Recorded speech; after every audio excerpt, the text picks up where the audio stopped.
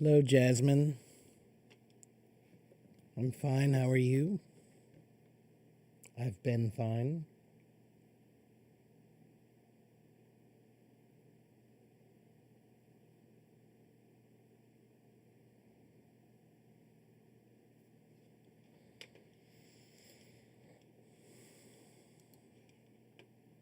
We'll get started here in just a few minutes.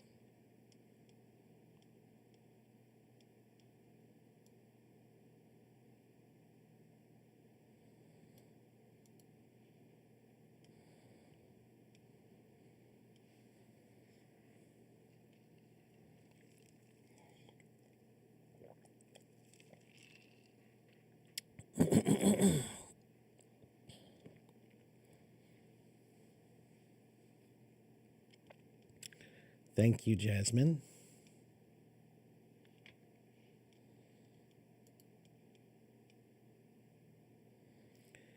Hello, Ron.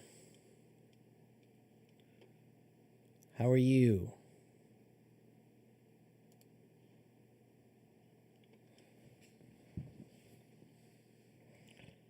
Yes, good morning indeed. It's a cold good morning here. It's -8 C right now in my city. Brr, cold.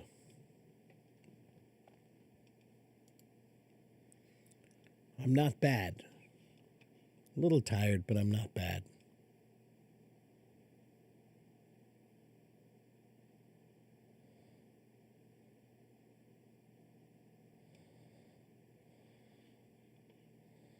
My hair looks great today. Thank you. Okay.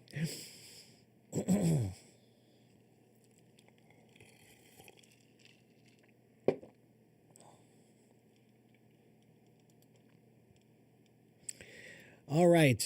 So I don't want to wait too long to get started teaching today. We're going to talk about English words.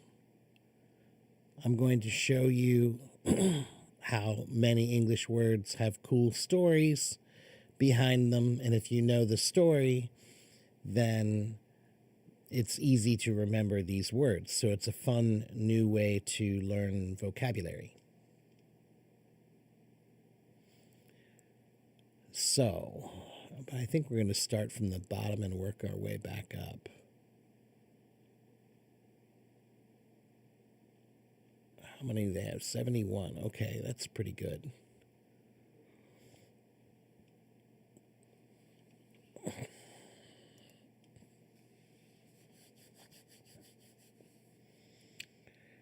Okay. Yeah. So, how many of you are new?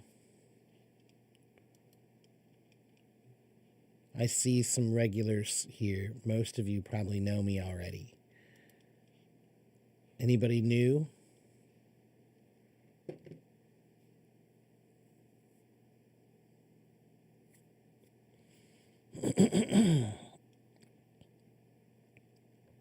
Eva, we're talking about etymology today.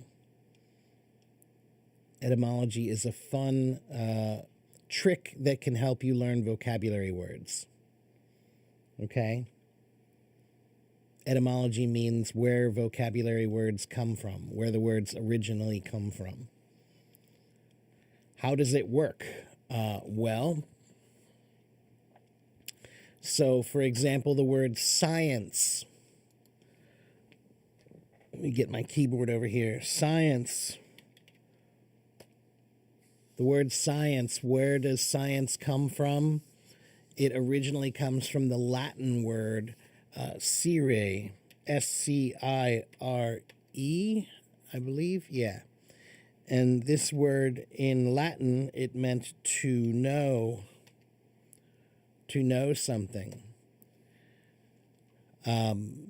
So the origin of the word science comes from the Latin word meaning to know things. Yeah, roots. It works for Spanish also. Yeah. It works for every language has some etymological background. But I think that etymology is very useful for English. So, yeah, learning about the roots and things like that can help you. All right, so there's your first one. The word science comes from the Latin word to know, which, because that's what science is. It's what we know, right? It's what is known. Yeah. Is there a rule about how many words you should know to have a good amount of, to speak good English? Ron, there's not a rule per se. I believe the average native speaker knows between 5,000 to 8,000 words, around that neighborhood. So some might be more, some might be less. So I think that in most languages, if you can learn about 2,000 words, you can start having very simple conversations without proper grammar, but understandable communication, right? Once you get into the 4,000 to 5,000 range, you should be able to express yourself pretty well for most common things. And then after that, beyond 4,000, and now you're getting into much more detail of proper speech. Okay? But there's no rule. Okay. Hello, Mona. Good to see you. Okay, so my friend Clay, I need to contact him again later today and find out. Maybe he'll be back next week. I'm not sure. So let's keep going, and we'll talk about more words. Some of these words are going to be common words, like the word science. And some of these words will be a little bit less common, but still interesting to know about. Yeah. So let's look at the word canary. What is a canary?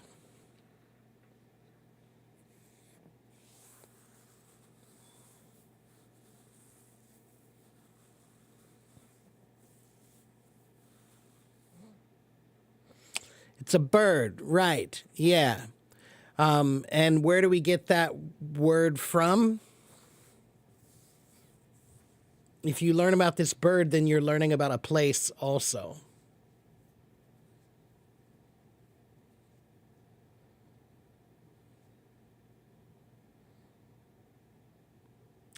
Mona says last night you were watching the Dead Poets Society and that character, the Robin Williams character, Oh Captain, My Captain.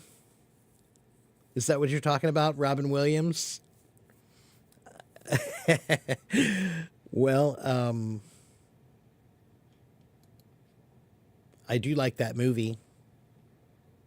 I think almost anybody who became a teacher, who grew up in the 90s when that film came out, everybody was inspired by that one as a teacher. Well, thank you for that.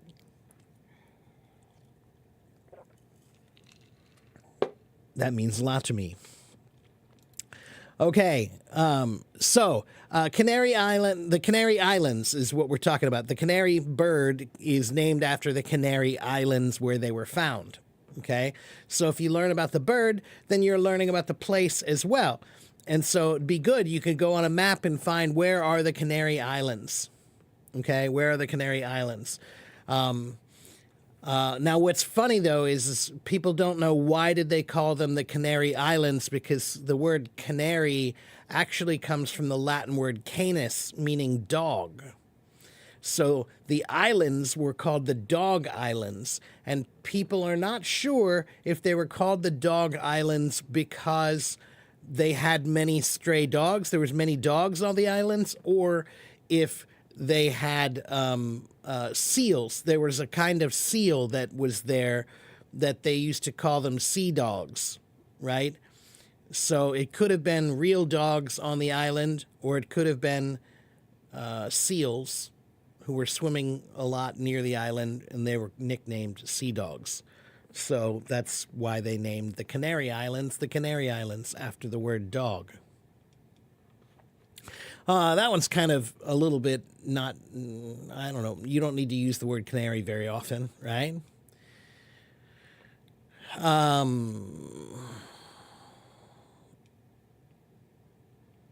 So let's go find another word that's more useful.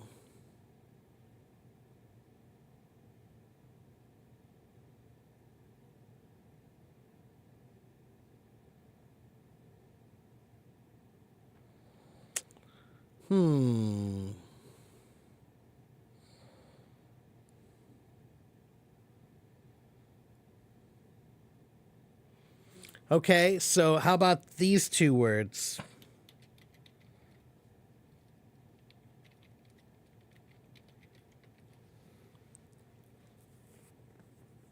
How about those two words? Flower and flower. Flower and FLOUR. How about those two words? What do you think the relationship is between those two words? Why do they sound the same?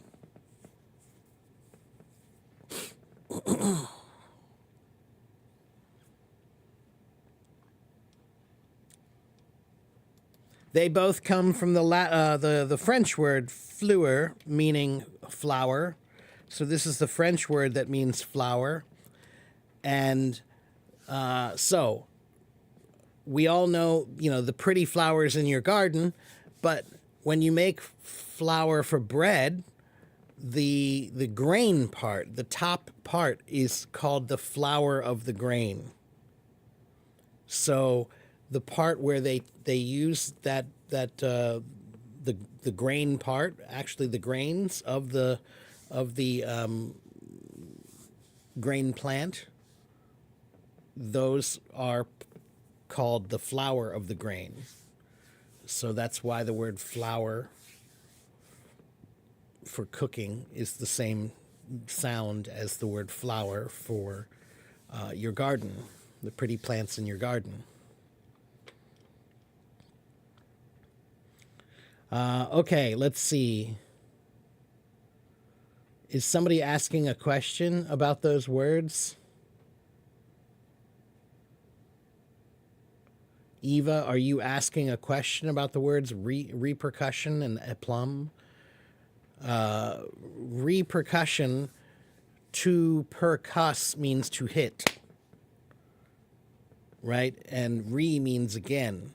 So repercussions means something that's going to come back to get you again. It's going to repercuss.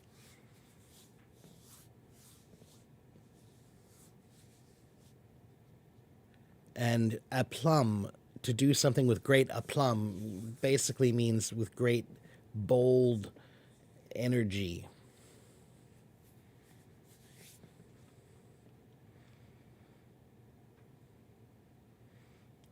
And if you're asking where that one comes from, aplomb,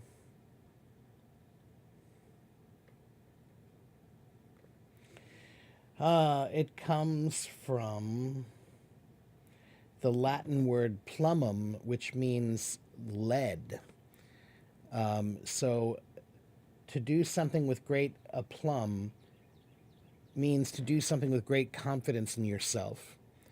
And so this is an interesting one, because what it really means, aplomb means on the plumb line.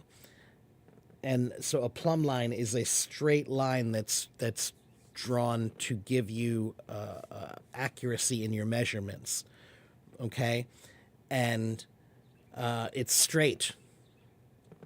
So to do something with great aplomb meant to do something with a confident look about you, and confident look means that you have good posture. You're with the plumb line. You're straight. You're not like this. You're straight. Okay, so So that's where that one comes from. To do something with great aplomb means to do something with great bold energy, like confidence. And that comes from saying, that you look confident when you're straight up, when your back is straight, with the plumb line.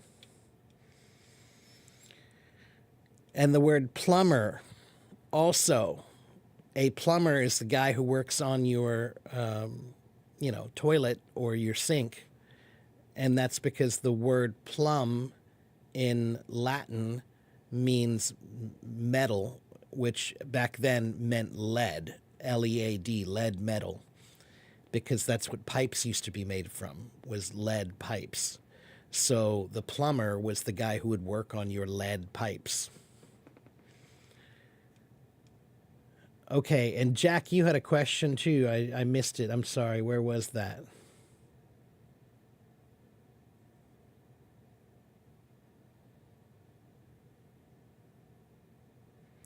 The difference between cast and plaster cast. Well, cast has a few different meanings, right? So, plaster cast is a cast made of plaster, and a cast is something where you have a mold, right? Some kind of a mold that's in the shape of something you want to make. You pour stuff into the middle of it, and it makes a cast of that thing, right? So, for example, cast iron is the kind of pan that's made from iron that's been melted and poured into a shape. Okay, that's to cast something, is to use something to form the shape of another thing. Okay, an outside thing to that you pour something into in order to form a new shape. Okay, through heat, usually, not always. So then the word cast could be another meaning for acting. It could be the cast of a show, means all the people in that show. To cast something means to throw something, right? So when you go fishing, when we do this motion, that's called casting, right? So cast has a bunch of different meanings.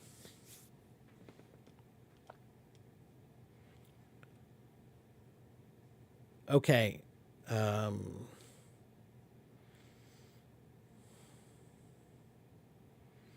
Yeah, it's a weird word because it's not a word we use that often. It's a literary word. Why do some people learn Latin nowadays? Nobody speaks Latin, maybe for old Latin books, but we can translate them into our language. The majority of people who study Latin do it for one of two reasons: either religious reasons, because it's still the main text of the Christian religion, or history. If you study history, then learning Latin, maybe you're a Roman historian, right? You're a historian that focuses on the Roman Empire. Well, then it would be a very good thing for you to learn Latin, right? So, but there are not many people learning Latin these days. And the other main purpose of Latin now is medical school, right? If you go to medical school, then there are, almost all the parts of the body are named after Greek or Latin terms. So sometimes learning a little Latin could benefit you for going to medical school as well. Okay. All right.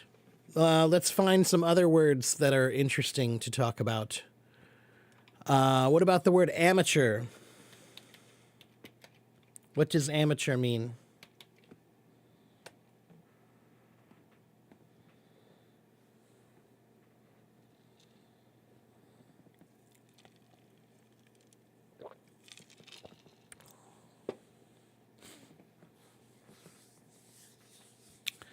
Amateur means not professional. Yeah, That's usually the way we think of it today, is somebody who's not professional. But the word amateur actually comes from the Latin word amare, which means love. So an amateur is someone who doesn't do something because of money, they do it because they love it.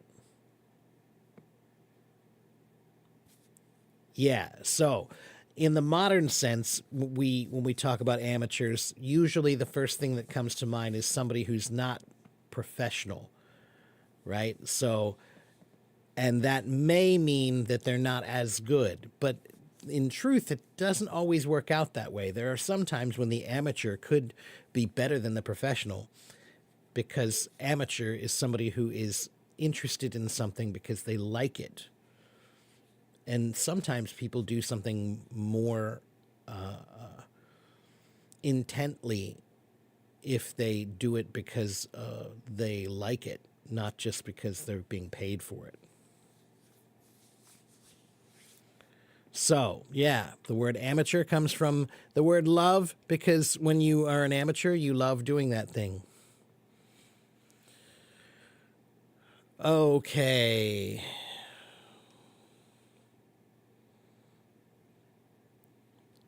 Let's see.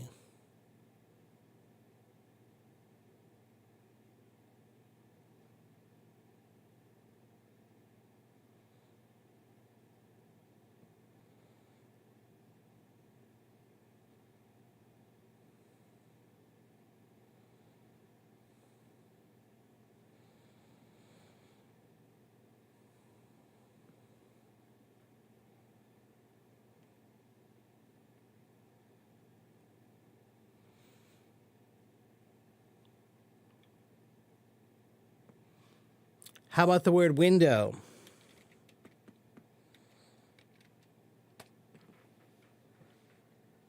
What is a window?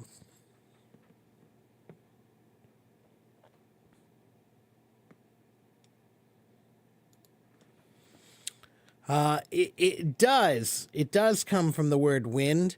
It comes from the Old Norse word vindauga. This is an Old Norse word, Norse meaning the northern people of Europe, and it means wind eye. So window actually means wind eye. It's like the eye in the wall where the wind can come in or out. And actually, originally, it was on the roof. It was a hole in the roof where the smoke could go out. That was the wind eye. Was originally the hole in the roof where you let the smoke from your fire go out. So it's to let the wind, it's the eye where the wind can take the smoke out, right? But then it became also a word to refer to the hole in the walls as well, the windows. All right, let's see. Here's a good one. How about the word companion?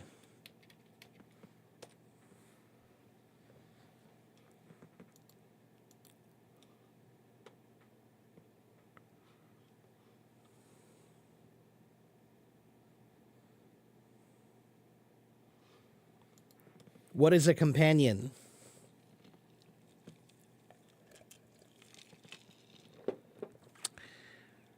It's a friend. Yeah, a friend. A companion is a friend. It's somebody you're with, right? So companion comes from the word com, meaning with, and panis, meaning bread. Because a companion is somebody that you'll break bread with. You'll have a piece of bread and sit down and eat with. Companion. Someone who you'll eat with. It's your friend, your companion. Com, with, panis, bread.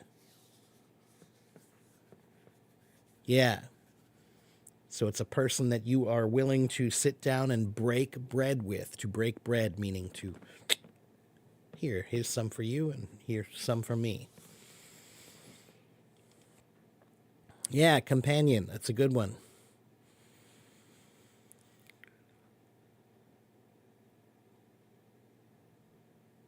And here's another good one. How about the word school? Where does the word school come from? Anyone know? Hello, Mike. Hello, Siraj.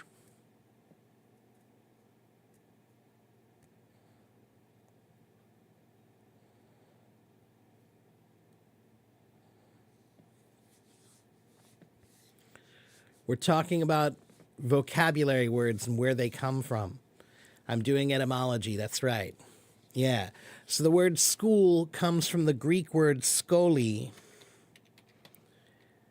which meant the original meaning was something like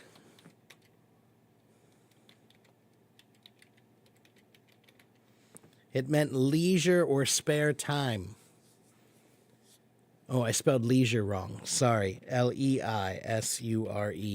Leisure or spare time. So why did it mean leisure or spare time? Because in ancient Greek times, right, in ancient Athens or ancient Rome, the favorite way for people to spend their free time was to learn, to talk about things and discuss ideas and concepts. Learning was a virtue. It was something that people wanted to do, and it was considered. You were considered lucky if you had time to learn, right? If you were a slave and you had to work all day, you don't have any free time.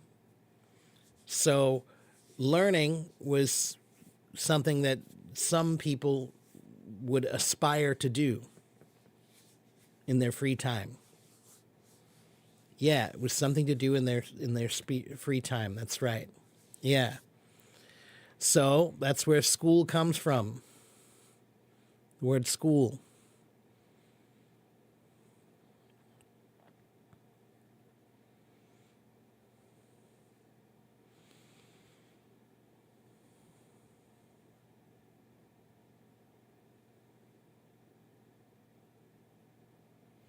Okay, let's see. How about another one?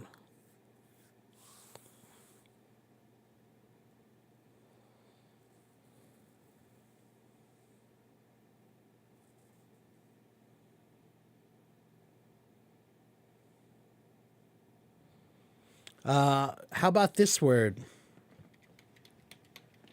Daisy. Hello, Ruslan. Good to see you, my friend. Daisy. Oh, and you want to know about university?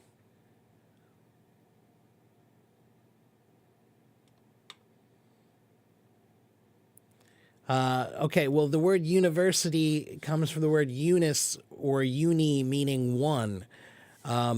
So university is the one place where you go to study. You go to learn, right? Where and the universe is everything all rolled into one.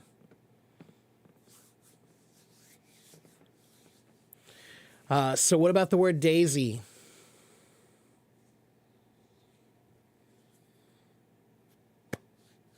Thank you about my hair, Ruslan. Some people like it, some people don't. It's my hair. Get your own hair. Do what you want with your hair. I'll do what I want with mine. Thank you very much. A daisy is a flower. That's right. And the word daisy originally meant day's eye. Because a daisy flower, it opens up in the morning and it closes up at night like an eye. So it's a day's eye. It opens up in the day.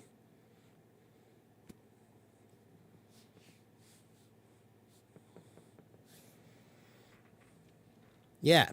Simple one, but it's fun. It's a good one. You know.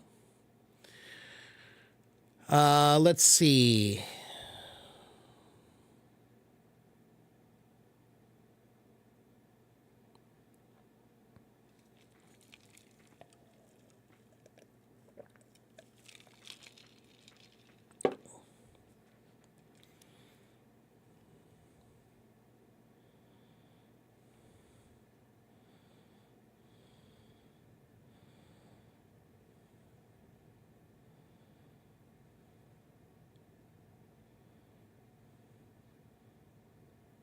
Let me find another good word.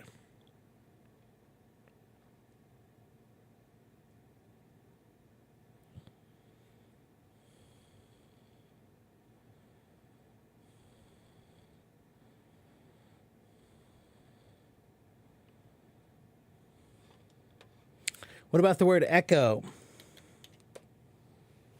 What is an echo?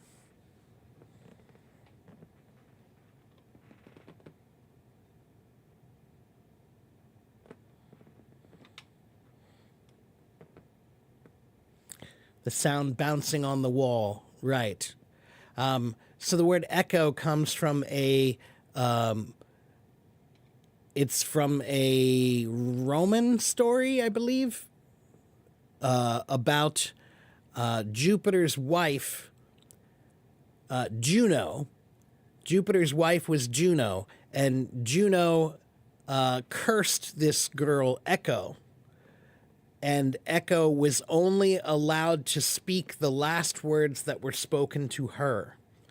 So she couldn't speak at all unless she was going to say the last words you said, the last words you said, right? So all she could do was echo what you say. That's where the word echo comes from. There's a whole story about it. Echo. The word narcissism and narcissist also comes from an old Greek story. That one's about Narcissus, who fell in love with his own reflection in the pond. He saw his reflection and he fell in love with his own reflection and he couldn't look away. He was a narcissist. That's where we get the word narcissist from.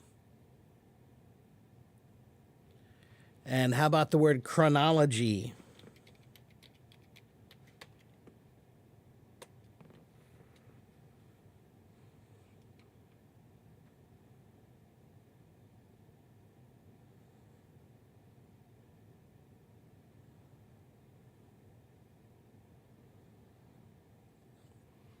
Any word that has chrono in it, chronograph, chronology, all of those words, they come from the Greek god Cronus, who was the Greek, we'll call him the god of time.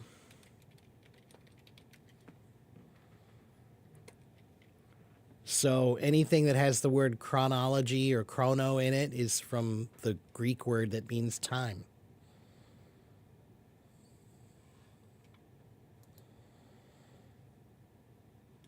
Guys, I'm teaching about English etymology today.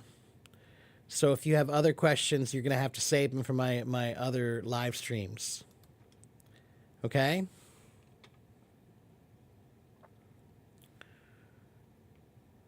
Let's see.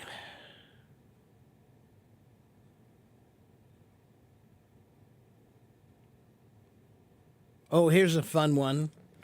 The word silhouette.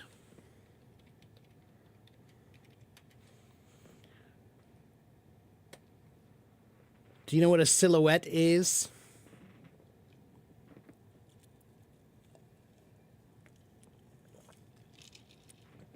Etymology means the history of where words come from. So what is a silhouette?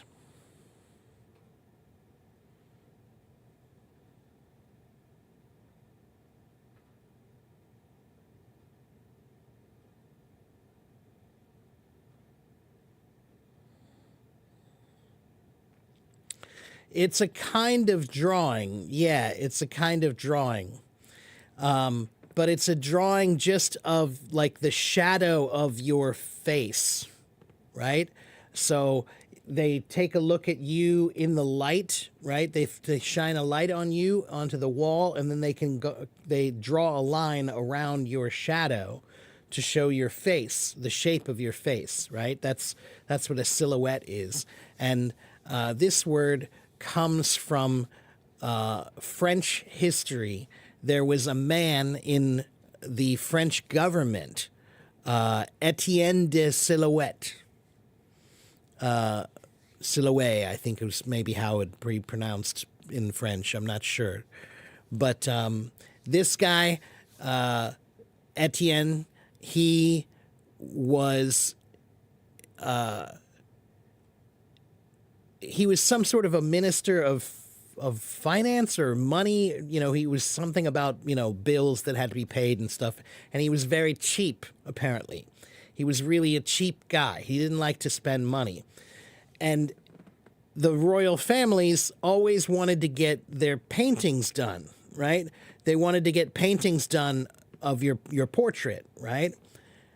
All the rich people got their portraits done by artists, but it's very expensive to do. To pay an artist to do a really good painting, they got to spend a lot of money. So Silhouette didn't want to spend the money on full paintings, so instead he started having them do silhouettes instead, which was cheaper. That's the story, and it's a good story. So, yeah. Anyway, he also was fond of drawing silhouettes. Yeah.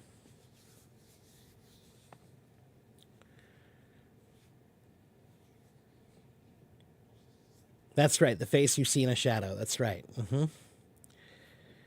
Where does the word karma comes from? That is from Hindi.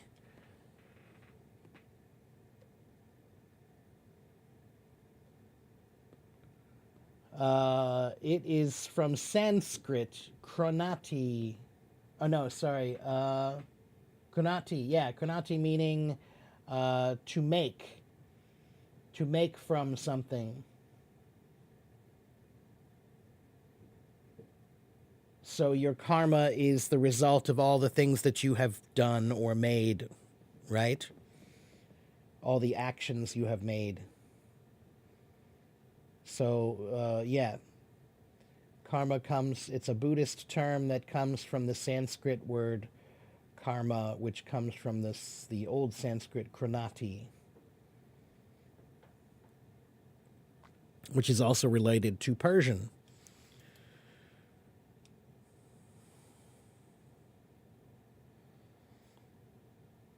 Yes, it's correct. Guru comes from Hindi. I think you know that. Yeah, guru comes from the Sanskrit word guru, meaning an honored teacher or an honorable person. The literal meaning is heavy.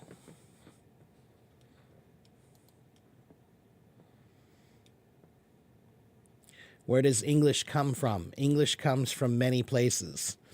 It's a Germanic language, so it has roots in Anglo-Saxon Germany and England together, but it has strong roots in Latin, it has strong roots in French, it has strong roots in German, and it also has many influences from other languages also.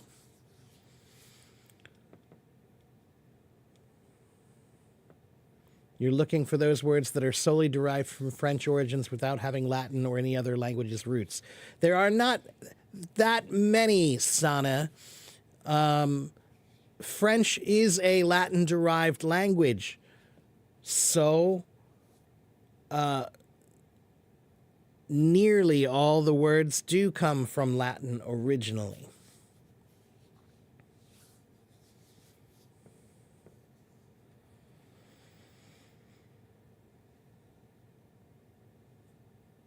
You want me to explain about the word privilege? Where does the word privilege come from?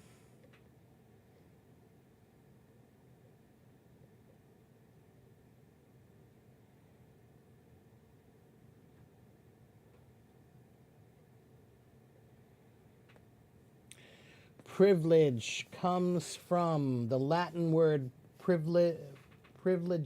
No, let me read it properly.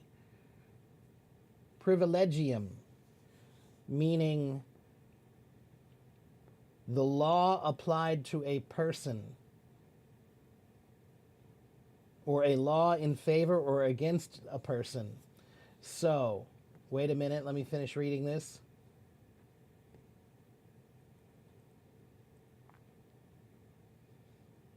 So,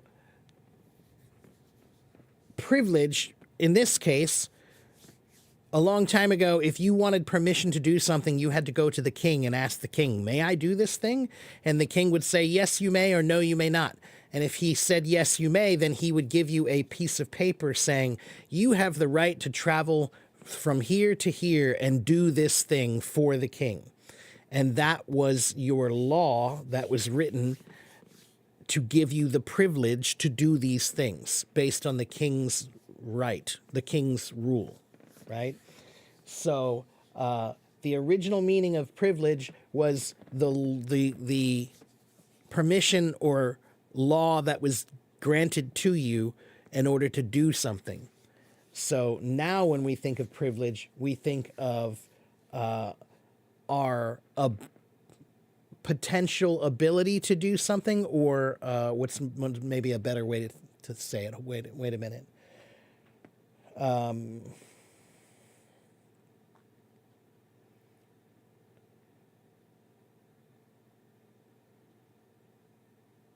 Your potential to feel agency, maybe? That's a pretty difficult way to describe it. But your privilege means whether you feel that you have advantage given to you or not, right? That's whether you feel privileged or not, or somehow blessed. Okay?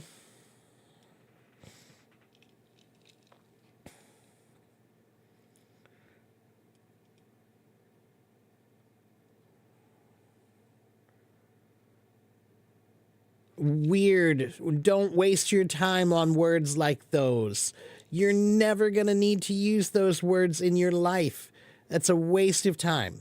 Sorry, but no. Focus on using words that have common melodies, man. Not these rare melodies you're never going to hear. Thank you very much, Zendon, for posting my YouTube.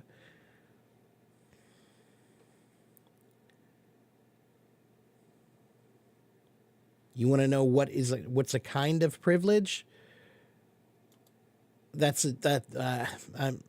Are you looking for a definition, or are you looking for a philosophical explanation?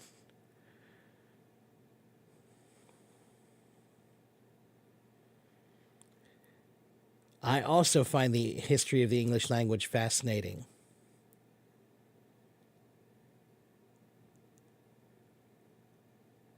You can't hear.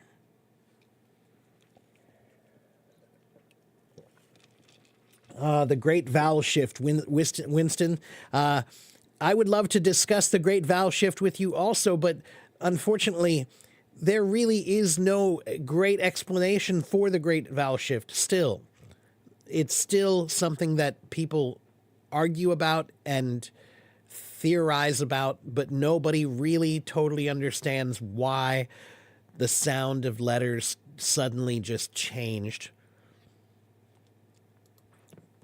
There's no really good explanation for it as of yet. Hello, Johnny. Good to see you.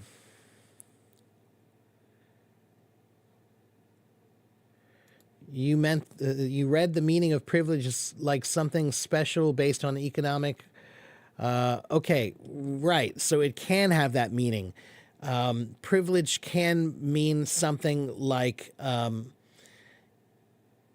if your background of your race or your culture had an advantage over time,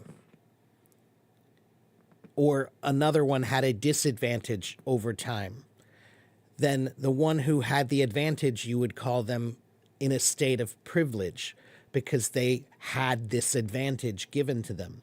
It's almost like advantage sometimes is like the permission of the king to do things, right? So if you don't have the permission of the king, then you're at a disadvantage, right? So, in that sense, privilege means something along the lines of the benefit of some sort of systemic advantage.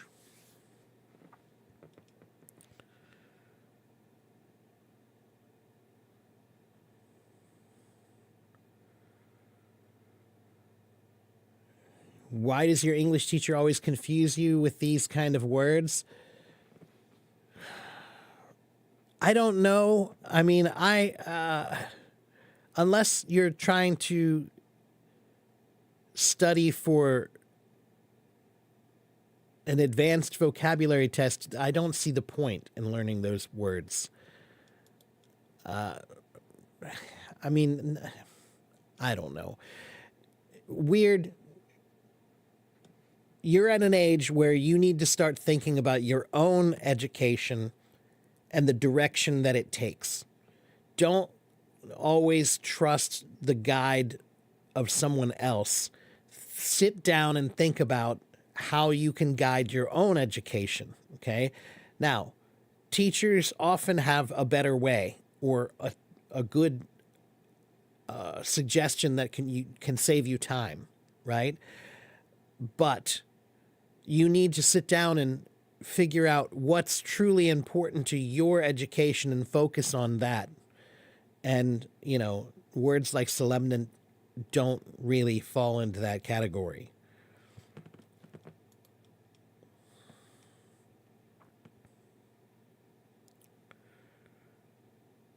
Yenny, I would say that's not exactly a good way to use the word privilege. The way your friend used it to talk about getting a handsome boyfriend, that's a kind of an awkward way to use the word.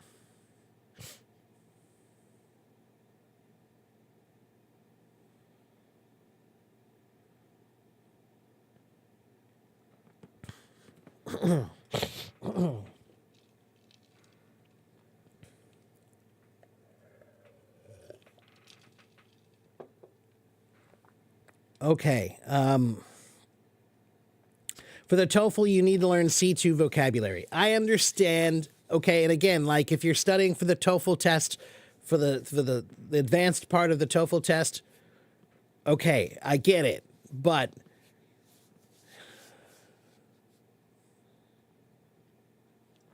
it's kind of like if you're studying English, is there an advantage or is there any benefit to studying Shakespeare's plays? Absolutely. They're brilliant. But I think it's a little weird to have someone focus on that when there are many, many other more practical things that they could be focusing on.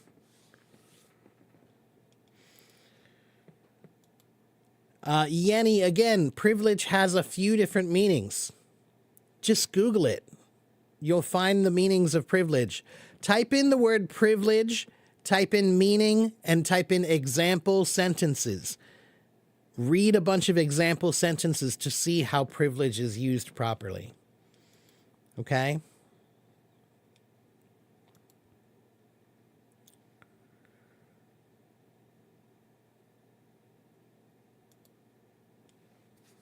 I encourage people to learn vocabulary words that are advanced words, but I discourage people from doing it when they think that that's what makes your English good. English is not about learning advanced words. English is about communicating good ideas. So, sometimes spending too much time on, it's what we call minutia. There's a good vocabulary word for you. Means small things that are not that significant, not that important.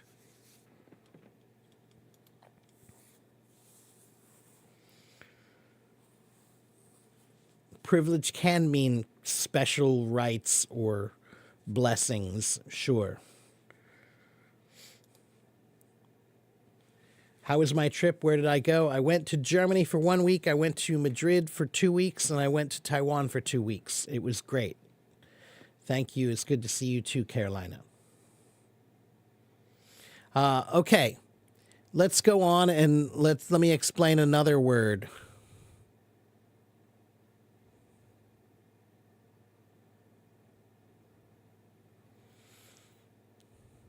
Let's see.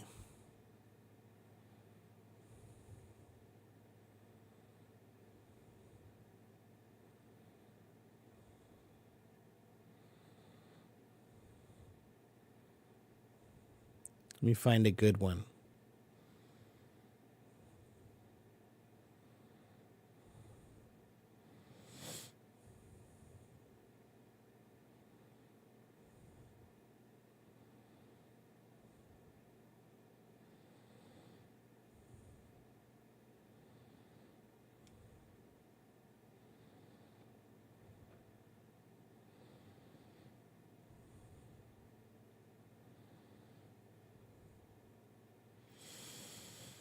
Oh, come on. Let me give me a good word. Okay. How about the word jumbo? What does jumbo mean?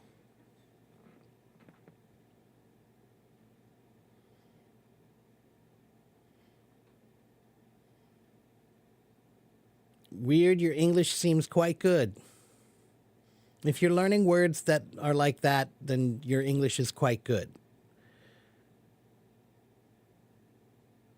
Are English idioms mandatory in communication? They're not mandatory, but they certainly can make your language seem a lot more fluid. Sometimes idioms are great because you can say a lot of, you can paint a big picture with just a few words. So jumbo means big. That's right. Jumbo means large. Jumbo things, right?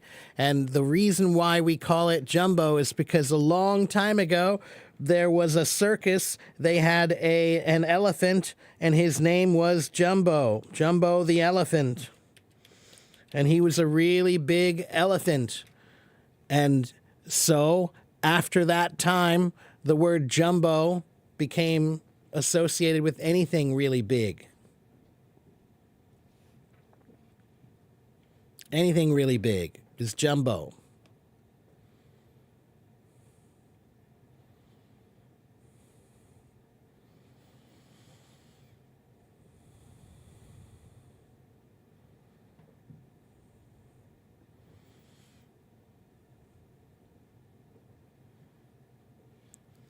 How about a word butcher? What is a butcher?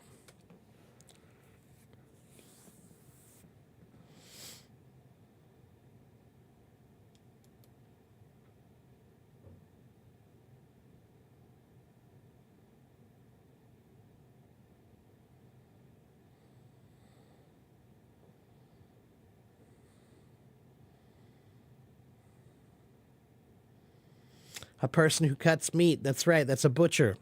And the word butcher comes from the old French word boucher. And a boucher means it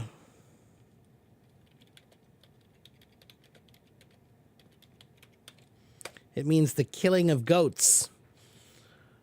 So the word boucher originally means the slaughterer of goats, the killer of goats, somebody who kills goats. So it became boucher, butcher, became just the guy who cuts meat. Yeah, who kills the animals.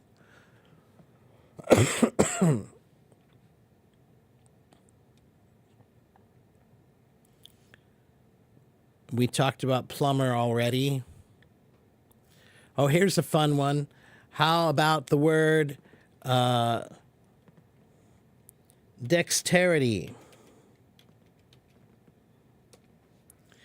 Or ambidextrous?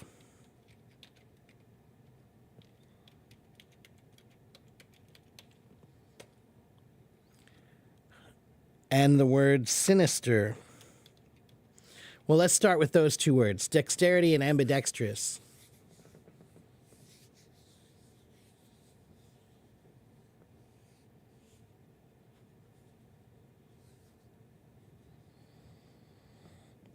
Yeah, ambidextrous means that you can do something equally well on both sides, the right and the left, right?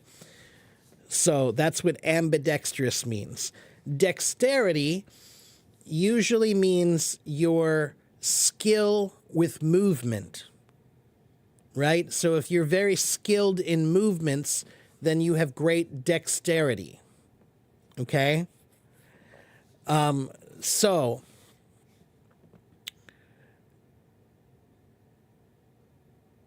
the word, let's see, one moment. There we go. So the word dexter, Dexter,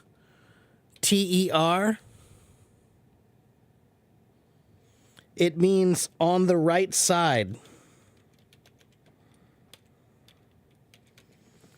Dexter means on the right side. And ambi means both. So ambidextrous means both of your sides are like the right side. Both of your sides are like the right side, meaning they're both strong. Right? So there's that one.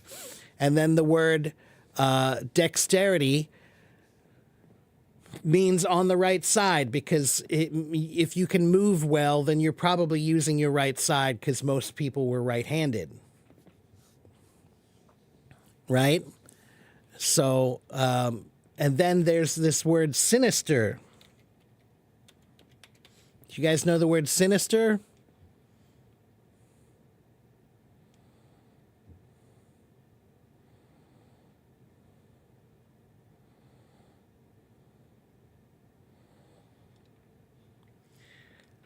Lucifer is sinister, bad, devil, criminal. Yeah, right. A sinister person is a bad person, right? So here's the funny word. So I told you Dexter means on the right side. Well, sinister means on the left side. And the reason why is because a long time ago, if you were left-handed, it was considered evil. It was considered bad. They used to tell you that you shouldn't be left-handed, that you should learn how to do everything with the right hand. So left-handed people were considered to be bad or evil in some way. Yeah, so sinister actually means on the left side. That's what the word sinister means. Yeah, it means left-handed. Kind of funny. We used to think all left-handed people were evil. Those bad lefties.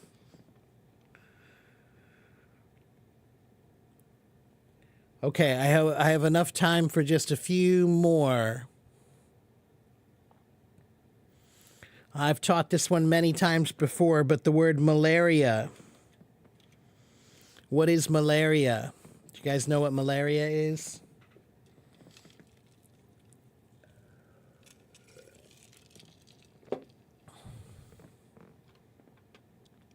Yeah, Johnny knows the answer. It's a sickness. That's right. It's a sickness. And so this word malaria, it comes from ancient Rome, okay? And a long time ago, the city of Rome in Italy, outside the city of Rome, it was very wet. It was very wet. It was like a swamp area outside the city of Rome, okay? And in a swampy area that's very, very wet, the air sometimes smells bad, right? It smells kind of not fresh, right? In a swamp. So the word malaria, when people would go to the swamp, they would get sick. Why? Well, now we know it's because of the mosquitoes, right? The mosquitoes would bite you and then give you the disease. Now we know that. But a long time ago, they didn't know it was the mosquitoes. they thought it was the bad air. They thought that the air in the area over there was bad. So malaria, mal, M-A-L, in Latin means bad, and aria means air. Malaria means bad air. Because a long time ago, that's what they believed caused the disease. They thought it was bad air that was making you sick. So there you go, malaria, bad air. How about the word quarantine?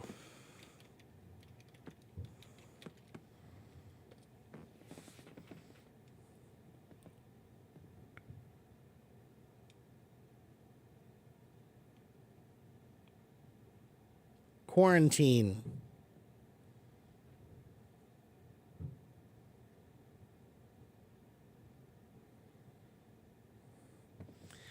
Yeah, it does come from Italy. It comes from Italian. The word quarantine, a long time ago, when a new boat would come in the port of Venice, Italy.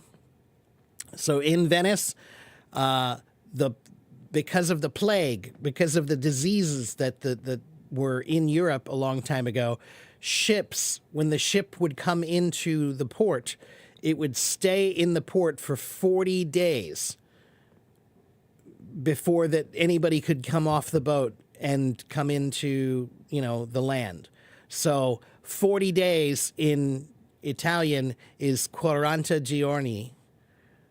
So 40 giorni means 40 days. Quarantine means 40 days. Yeah. So yeah, they had to wait for 40 days because of the plague. Okay?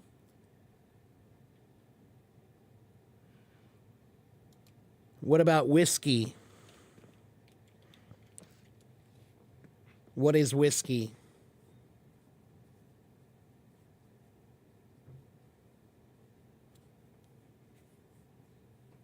It's a drink, that's right. It's a liquor, that's right. Yeah. So this word, whiskey, comes from the old Gaelic word. Gaelic is a language that existed in the UK a long time ago, right? It's like the original Irish language, okay? And the word whiskey came from the words Wiska Betha.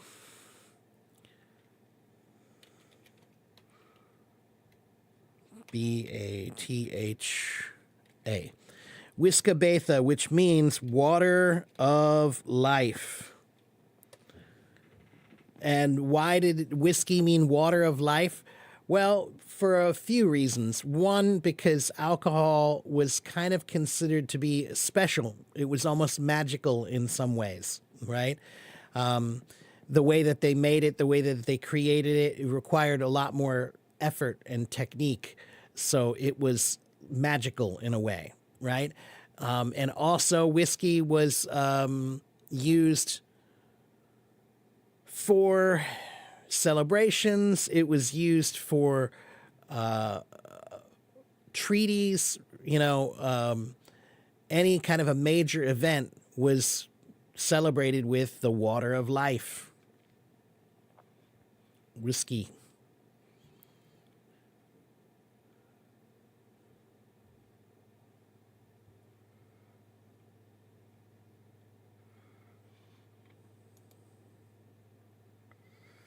Is that an idiom? Water of life? No, not exactly. No. It was, we'll call it,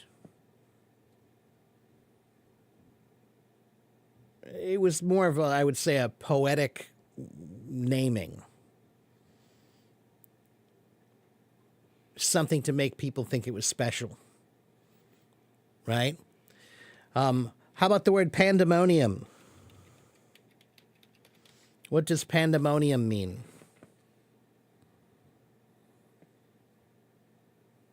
This one's kind of fun.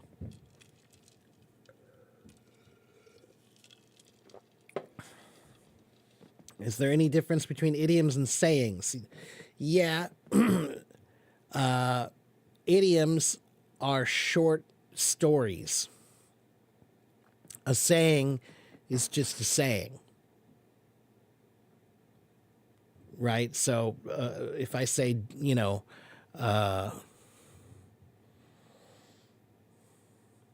me think. What's up? What's up is just a saying. It's not an idiom, right? So what does pandemonium mean? No, it doesn't mean revolt. What does pandemonium mean? Anyone? Hello?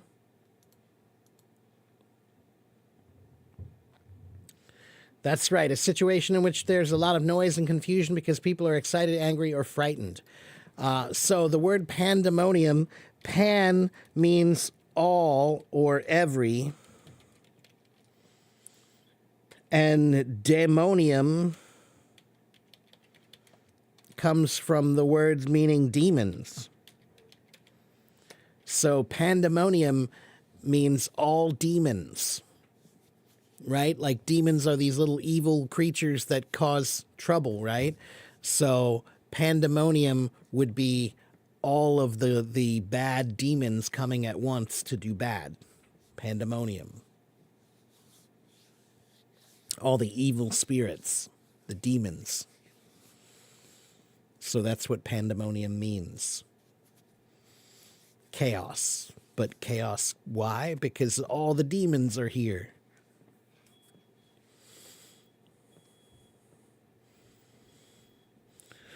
Okay, I have time for one more. How about the word disaster? Since we're talking about pandemonium, another one that's similar is the word disaster. What does a disaster mean?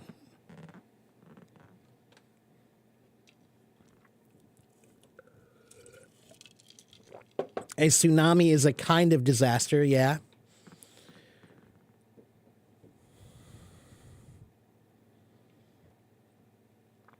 Earthquake is another kind of disaster, that's right. So the word disaster, Sultan says like natural things, right? So earthquakes, floods, tsunamis, hurricanes, those are natural disasters, right? But the word disaster, dis means bad, and aster means star. So disaster means bad star. Because a long time ago, when you had an earthquake, they thought it was the stars. They thought it was fate. They thought it was the gods punishing you somehow, right? It was a bad star, right? The stars were bad that day. So, when the stars line up good, then good things happen. If the stars line up bad in a bad formation, then bad things happen.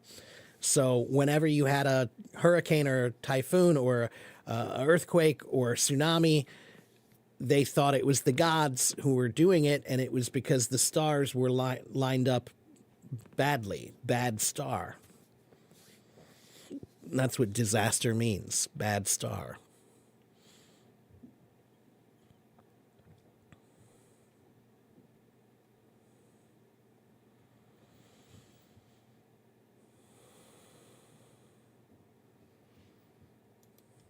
You're welcome. All right. So I need to get going because I have a meeting in about 10 minutes. But thank you guys for coming and watching. It was a small audience today, but that's okay. This is etymology. Etymology can be a fun way to help you learn English vocabulary. If you're learning a new word, search and find out where the word comes from. Sometimes it has an interesting story, and if you find an interesting story, it's easier to remember the word.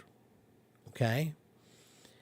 So I just gave you some examples of some random English words that have interesting stories with them today. That's all I did, right? But this is actually a very useful tool for learning vocabulary much more quickly as well.